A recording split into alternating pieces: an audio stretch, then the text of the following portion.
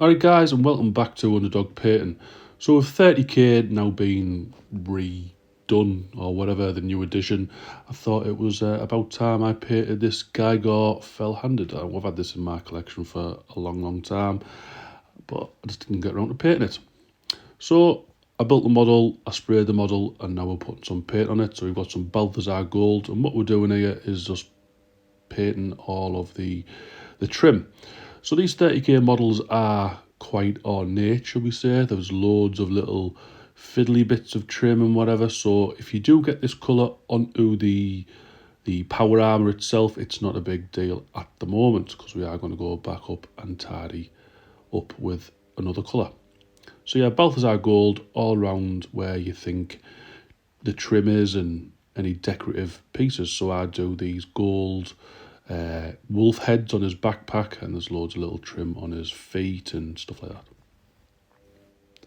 So the next part we're going to paint here is the fur. Now you can go really into depth with this fur, but I'm trying to do it quite simply. So we're just painting all the fur with rhinox hide. So he's got a little pelt at the front, he's got two pelty things hanging off the banner at the top, and he's got a actual wolf hanging between his legs. That was very weird to say. But yeah, so just base coat these with rhinox hide.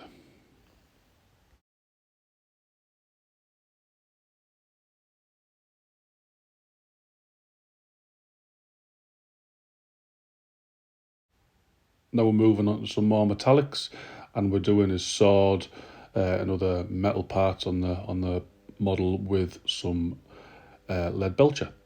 So basically just go around, give it a nice coat of lead belcher. So like I say, the sword, the little banner part at the top, or the banner pole. There's some vents on his backpack that are going to get painted with this as well. So just take your time, go around. Oh yeah, there's also a little gun under his arm there that's hanging off him like a little handbag.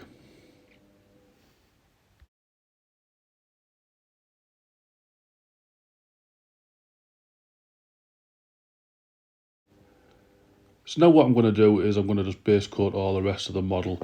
So we've got the hair, we've got the skull on the back, little chest piece as well, but also I'm going to do the gems. Now they're just painted with red, so I'm just going to base coat all them, and now you're going to see the model base coated. Obviously the face is done with Bugman's Glow. Got some black parts on the shoulder pad, just pick them out with black, and there's little vents. It's also been washed with Agrax Earthshade. Obviously you don't want to see being washed, it's just all over wash. And now what we're going to do is go around and just reapply some of the colours, because you don't want, as much as they are grimy and whatever, you don't want it too grimy, I personally think. So we're just reapplying some Mechanica Standard Grey onto the armour colour, just to neaten things up a little bit.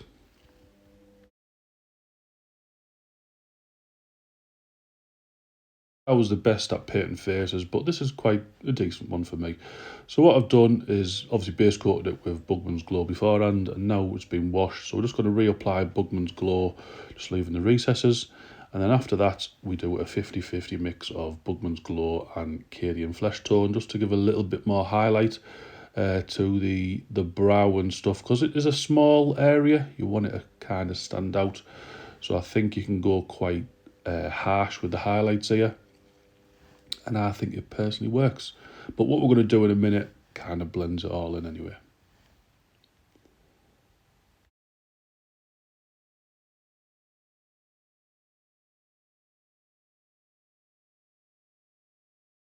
So what we're going to do here is do a little bit of dry brushing. So we're going to dry brush the hair with a Shabty bone, just the lightest really. But you can go over the face, over the bone and stuff. We're also going to do this over that Rhinox hide fur. So this is what I'm saying, it's going to blend everything in. Not too bad as well if you get this on the power armour, because I personally think it just looks like dust and scratches and stuff like that. So yeah, but just take your time, go around, do a little bit of dry brush on the fur, his face. That just ties everything in together. Obviously that little wolf thing that's hanging between his legs. Yeah, and you're good to go.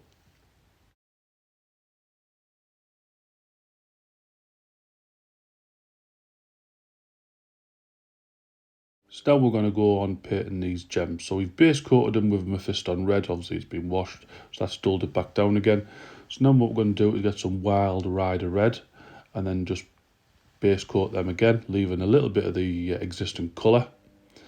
And then once we've done all that, we're just going to go around with some Troll Slayer orange and literally just put a tiny dot in the centre of every gem, and that just makes them pop quite nice.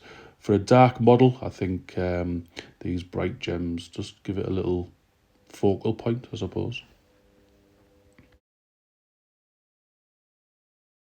And again with these little tassels just on his legs, so again they've been base coated with Mephiston red and Wild Rider red, and then a final little tiny highlight of Troll Slayer orange just to highlight them up. Pretty much the same way as we just done the gems but on the tassels. So no Space Wolf would be complete without frost claws, I suppose. So we just base coat these in with some Sotek green. And then what we do after we've got a nice little base coat of them is we wash them with Drakenhof Nightshade.